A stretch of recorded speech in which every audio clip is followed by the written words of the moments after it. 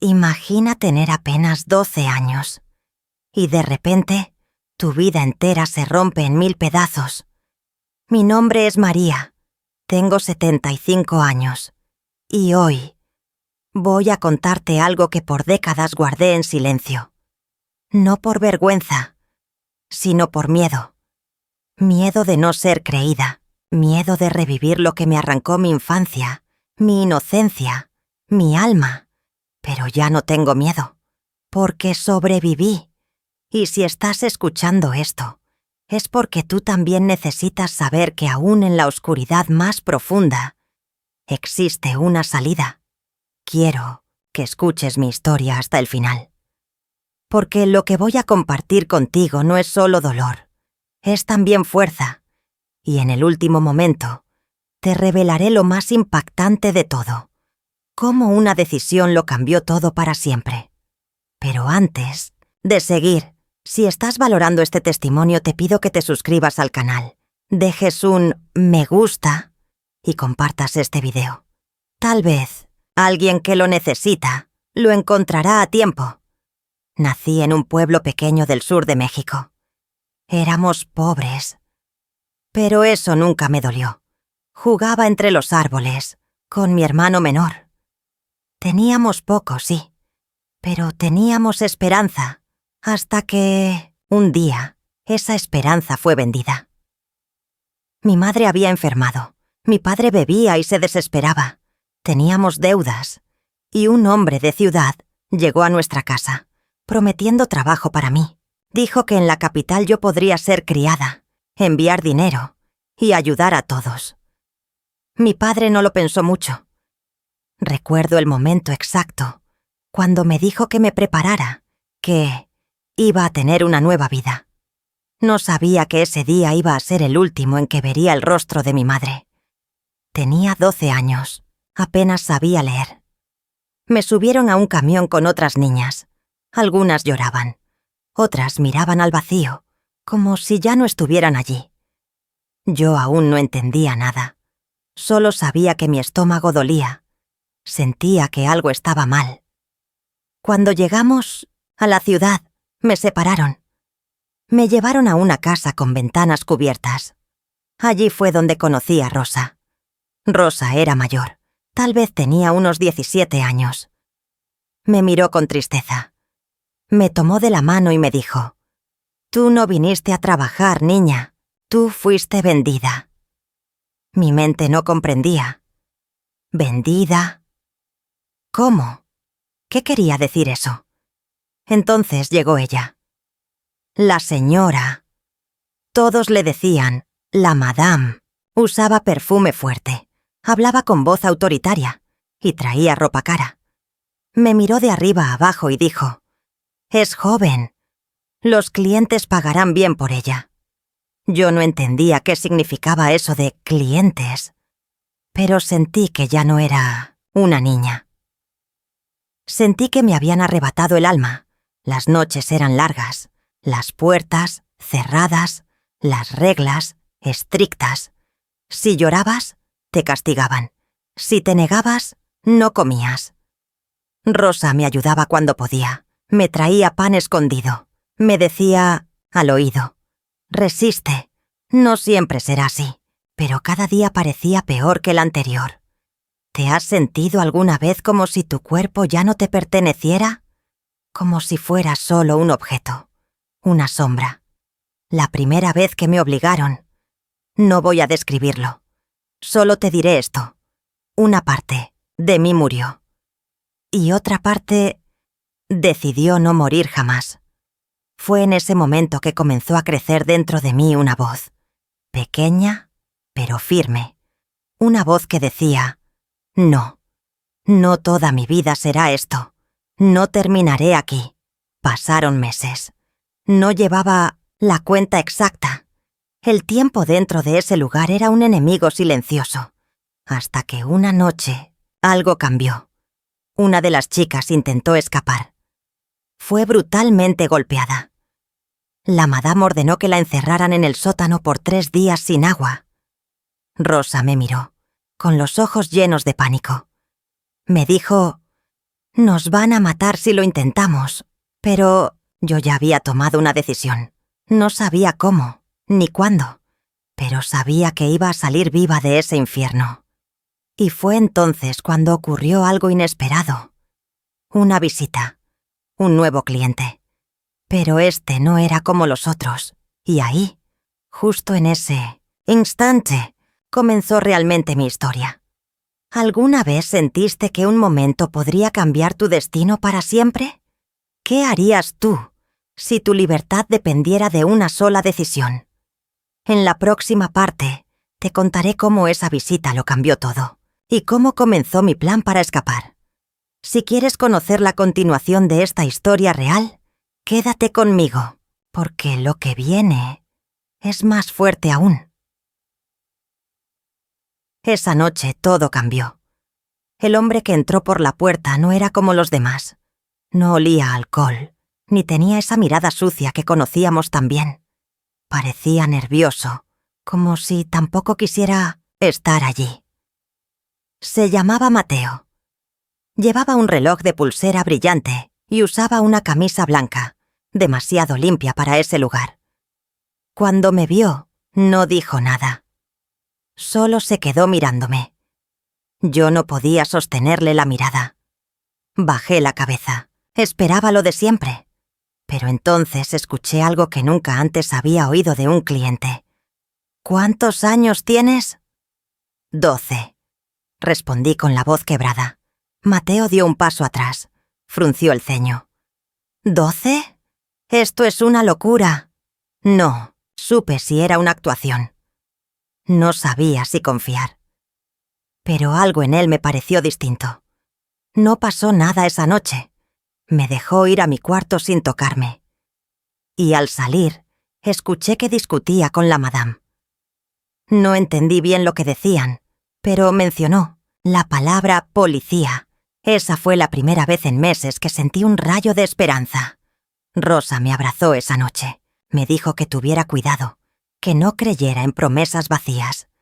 Ella ya había vivido demasiadas traiciones, pero yo necesitaba aferrarme a algo, a lo que fuera. A la semana siguiente, Mateo volvió. Esta vez trajo una pequeña caja de madera. Me la entregó en secreto y susurró: «No la abras hasta que estés sola». Esperé hasta medianoche. La abrí con manos temblorosas. Dentro había una pequeña linterna, un mapa dibujado a mano, una llave y una nota. Decía: «Viernes, medianoche. Sal por la puerta trasera. Yo estaré esperando». No sabía si era una trampa. Podía ser una prueba de la madame para castigarme. O tal vez era mi única salida. Durante los días siguientes, apenas dormí. No se lo conté a nadie, ni siquiera a Rosa. Cada vez que veía a Mateo fingía no conocerlo. Él hacía lo mismo, pero sus ojos me decían: «Confía». Y llegó el viernes. El corazón me golpeaba el pecho como si quisiera romper mis costillas. Contaba los segundos. El mapa decía que la puerta trasera tenía una cerradura vieja. La llave debía abrirla. Y si todo salía bien, del otro lado estaría la libertad. Pero no fue tan simple. Justo cuando estaba por girar la llave, escuché pasos. Una de las vigilantes. Me escondí detrás de unas cajas. Sostuve la respiración. Si me encontraba, todo estaría perdido.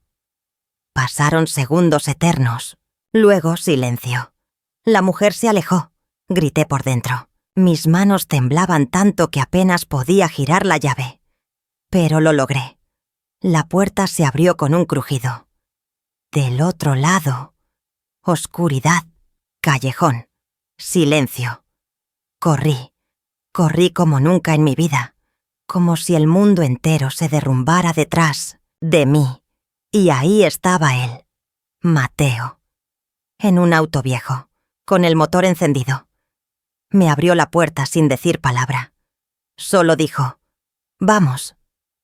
Me llevó a las afueras de la ciudad, a una casa pequeña, casi oculta entre árboles. Me presentó a una mujer mayor, Teresa. Tenía ojos amables. Me abrazó sin preguntar nada. «Aquí estarás segura», me dijo. Lloré por horas esa noche. No por tristeza, sino por algo que ya había olvidado. Alivio. Durante las semanas siguientes, Teresa me cuidó como a una hija. Me enseñó a leer mejor. Me habló de Dios. Me enseñó a orar de nuevo. Cada noche agradecía estar viva. Pero también sentía una culpa enorme. Rosa. Ella seguía allí. Y yo había escapado sola. Le pedí a Mateo que la ayudara. Le rogué. Él dijo que era muy arriesgado, que me olvidara de eso. Pero yo no podía.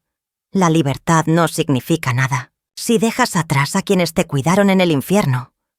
Fue entonces cuando decidí que no iba a quedarme en silencio. Iba a volver. No como víctima, sino como testigo. Con la ayuda de Teresa, logré contactar a una mujer que trabajaba en una organización para rescatar niñas. Le conté todo, hasta el último detalle. Ellos comenzaron una investigación secreta. Me pidieron que no me acercara al lugar, pero yo sabía que necesitaban pruebas. Así que escribí. Escribí todo lo que viví. Los nombres, las habitaciones, las reglas, todo. Fue la etapa más difícil, porque reviví cada golpe, cada abuso, cada noche. Pero sabía que cada palabra, escrita, era un paso hacia la justicia. Y entonces llegó la redada.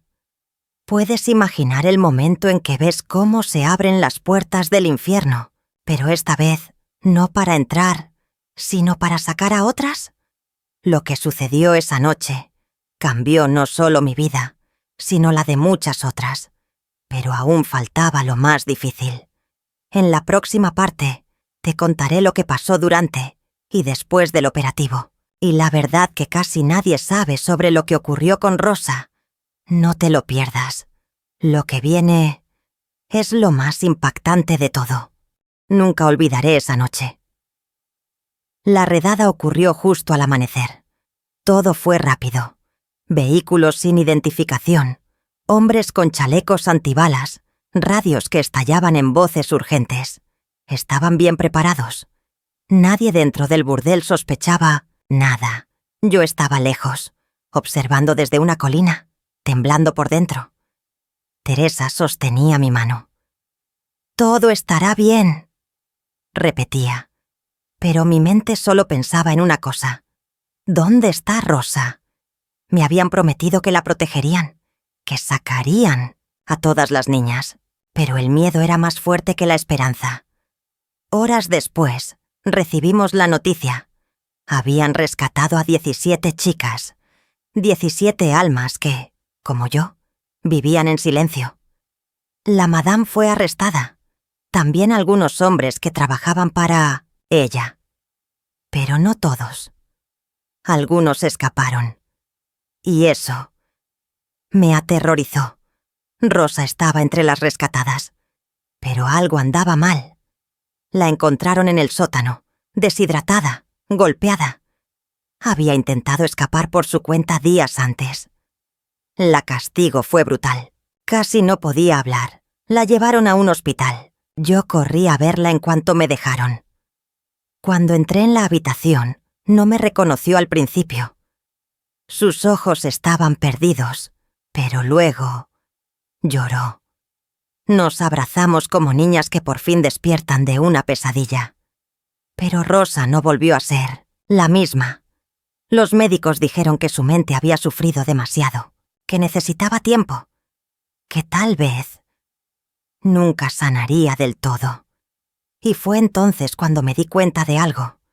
Escapar del burdel no era el final. Era apenas el comienzo, porque la verdadera batalla comienza después de la libertad.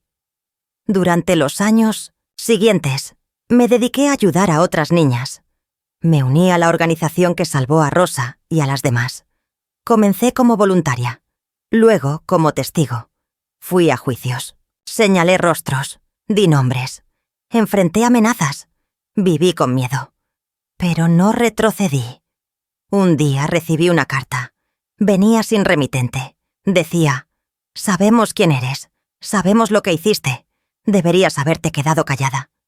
Era una advertencia, pero también una confirmación. Ellos sabían que mi voz tenía poder. Tuve que mudarme, cambiar de nombre por un tiempo, vivir en silencio otra vez. Pero esta vez era distinto. Esta vez, mi silencio era protección, no resignación. A los 25 años, volví a usar mi verdadero nombre. Y lo hice en una conferencia, frente a cientos de personas. Conté mi historia. Vi lágrimas en los rostros. Vi rabia. Vi fuego. Y entendí que cada palabra que decía rompía cadenas invisibles. Rosa vivió conmigo durante muchos años. Nunca se casó. Nunca quiso hablar del pasado. Pero tenía una risa suave que aún me hacía sentir en casa. Un día me dijo: «Gracias por volver, por mí. Yo no lo habría hecho por nadie». Sus palabras me rompieron, pero también me sanaron. Muchos años después, ya con más canas que recuerdos, fundamos juntas un refugio. Le pusimos Alas de Esperanza. Allí llegaban niñas con fietes miradas vacías, y se iban con los ojos brillando de nuevo. Vi muchas historias, algunas más dolorosas que la mía, otras que terminaron antes de tiempo. Y entonces ocurrió algo inesperado. Una joven de 16 años llegó al refugio. Traía consigo una libreta vieja, desgastada. Me la entregó sin decir palabra. La abrí. Dentro había una nota escrita con tinta corrida. «Yo soy hija del silencio, pero quiero gritar. María, esta historia también es la tuya. Esa joven era hija de una de las chicas que había estado conmigo en el burdel. Su madre no había sobrevivido, pero antes de morir le había contado mi historia. Le había dicho que buscara a la mujer que escapó». Sentí un escalofrío, porque en ese momento comprendí que mi historia no era solo mía, era un legado. ¿Te has detenido a pensar en cuántas voces siguen silenciadas por el miedo? ¿Cuántas Marías, cuántas Rosas siguen esperando que alguien crea en ellas? Yo decidí hablar. No por valentía, sino porque no podía seguir callando. En la próxima parte te contaré el desenlace, el momento más difícil, lo que ocurrió con los responsables y la verdad final que durante décadas me costó aceptar. ¿Y tú? ¿Ya te has suscrito al canal? ¿Ya dejaste tu me gusta? Si esta historia está tocando tu corazón, comenta abajo.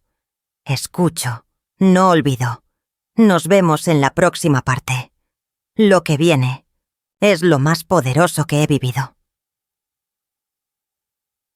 El día del juicio llegó.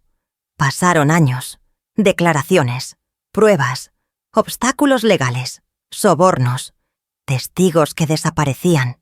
Pero finalmente, los rostros que me robaron la infancia tuvieron que sentarse frente a un juez. Yo tenía 32 años. Me vestí con una blusa blanca. Llevaba una cruz colgando del cuello, regalo de Teresa. Entré al tribunal con la cabeza erguida, pero el corazón en llamas. Cada paso que daba era un grito por las que ya no estaban. Cuando me llamaron al estrado, respiré hondo. Vi a la madame, envejecida, fría, aún con ese aire de superioridad, pero sus ojos ya no tenían poder sobre mí. Conté todo, sin temblar, sin esconder. Los abogados de la defensa intentaron desacreditarme. Dijeron que me lo había inventado, que era una mujer resentida buscando atención. Pero entonces apareció algo que nadie esperaba, un video, antiguo, grabado en secreto por Mateo, años atrás. Imágenes borrosas pero claras, voces, caras, pruebas irrefutables. El tribunal enmudeció. La madame fue condenada a 35 años de prisión. Algunos cómplices, a 20. Otros escaparon. Y aún hoy, siguen libres. Esa es una verdad dura. Pero no me enfoco en lo que falta, me enfoco en lo que logramos. Después del juicio volví al refugio. Rosa ya estaba muy débil. Su salud empeoraba. Una tarde, mientras tejía una manta con sus manos temblorosas, me miró con ternura y dijo: «¿Te acuerdas cuando me dijiste que íbamos a salir vivas?» «Sí», le respondí. «Y lo hicimos». «No», me corrigió. «Tú me hiciste salir. Yo ya no tenía fuerzas». Lloramos en silencio. Un mes después, Rosa partió. Murió en paz, en su cama, rodeada de flores, de niñas que la amaban sin saber todo lo que ella había vivido. Yo sentí que una parte de mí se fue con ella, pero también que algo dentro renacía. En los años siguientes viajé por muchos lugares. Hablé en universidades, en iglesias, en congresos. Mostré fotos, llevé la historia a libros, documentales y finalmente a este video. Porque ahora tengo 75 años y aunque mi cuerpo ya no tiene la misma fuerza, mi voz nunca ha sido más firme. Cada vez que veo a una niña sonriendo en el refugio, recordando que merece amor y no cadenas, sé que todo valió la pena. Pero aún hay días en que despierto sobresaltada. Aún hay noches en las que siento el eco de las voces del pasado. Esas heridas nunca desaparecen del todo. Solo aprendemos a vivir con ellas, a convertirlas en armas, en alas. Por eso el refugio se llama así, alas de esperanza. Porque volar no significa olvidar el suelo, significa tener la fuerza de alzarse por encima de él. Y ahora quiero hablarte a ti, que estás escuchando esto. Si alguna vez fuiste herida, silenciada, marcada por el abuso, por la traición, por la oscuridad, no estás sola. Dios ve tus lágrimas, Dios conoce tu historia. Y aunque el mundo te haya dado la espalda, Él jamás lo hará. Él me dio la fuerza cuando yo ya no tenía nada. Y si estás escuchando esto con el corazón latiendo fuerte, con el alma revuelta, es porque hay algo dentro de ti que también quiere levantarse. No calles tu historia. No creas que no importa, porque cada testimonio puede salvar otra vida. Pero aún falta una última verdad, una revelación que he guardado durante años. Porque incluso a mí me costó perdonar. En la próxima y última parte, te contaré quién fue el verdadero responsable de que me vendieran a los 12 años. Prepárate. Lo que viene es lo más difícil que he tenido que aceptar. Hay una verdad que me persiguió durante toda mi vida, una pregunta que me hacía en silencio, noche tras noche, incluso cuando ya era libre, incluso cuando ayudaba a otras, incluso cuando el mundo me aplaudía por mi valentía. ¿Quién realmente me vendió? Mi padre. Claro. Él fue quien aceptó el dinero. Él fue quien me entregó a ese hombre, pensando, o fingiendo pensar, que era para trabajar como sirvienta. Pero en mi corazón, siempre quise creer que fue por desesperación, que no tenía opción, que lo hizo por ignorancia, no por crueldad. Y durante décadas alimenté esa versión. Hasta que un día, muchos años después del juicio, regresé a mi pueblo natal. Ya era una mujer mayor. Ya no había nadie que pudiera hacerme daño. Pensé que solo quería cerrar un ciclo. Pero al llegar, alguien me entregó una carta. Era de una vecina de mi infancia. Había guardado ese papel por más de 40 años, esperando encontrarme de nuevo. Me dijo que lo había encontrado escondido en el techo de su casa, donde su esposo, que había sido compadre de mi padre, lo ocultó por miedo. La carta era corta, escrita con letra temblorosa. Decía: «Vendí a María, lo sabía. No fue por hambre, fue por orgullo, porque preferí salvar mi honor frente a los hombres del pueblo que aceptar que era un fracasado. Ella fue el precio de mi vergüenza. Firmado. Mi padre». Esa confesión me rompió.